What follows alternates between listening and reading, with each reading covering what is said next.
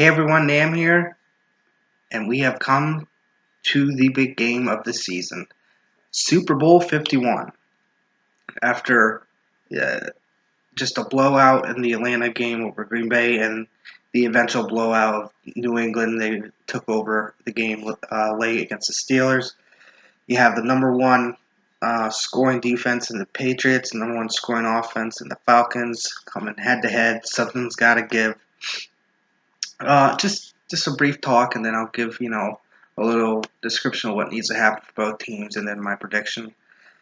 Uh, Tom Brady continues to prove that he might go down as the greatest quarterback of all time, regardless of era.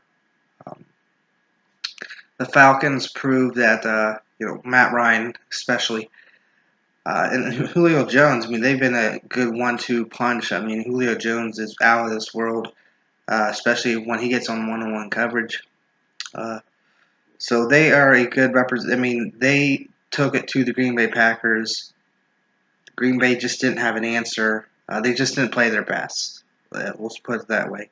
And even if they did play their best, it looked like Atlanta still had control of that game, regardless. Uh, the Patriots allowed the Steelers were in there for a little bit, but then eventually I think the experience and just the overall, I think the ability of the team, just rallied together and eventually took over, like they did many times this season, and that's where I think we are today.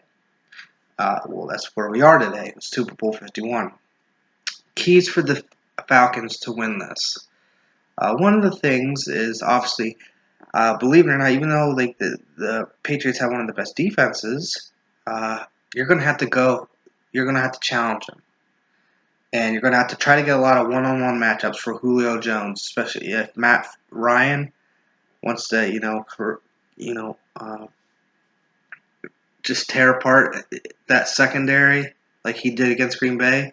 I mean, he's going to have to try to get Julio Jones a lot of one-on-one matchups if they want Atlanta to have success. I think that is one of the keys, and not the uh, key reason for Atlanta to have success against New England. Um, Another thing is, I think, excuse me, for New England or for Atlanta, they will have to sustain. They may need to sustain, have more sustainable drives. What I mean, I guess, is like, uh,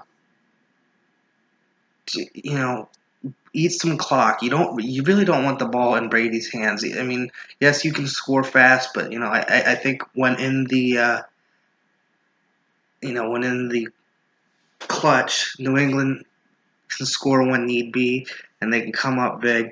Uh, those are the keys. They're especially going to need to with if they were facing a lot of third and longs against Green Bay, they're going to need to make sure they don't get caught in those situations against New England, because then that could spell that could be trouble for them.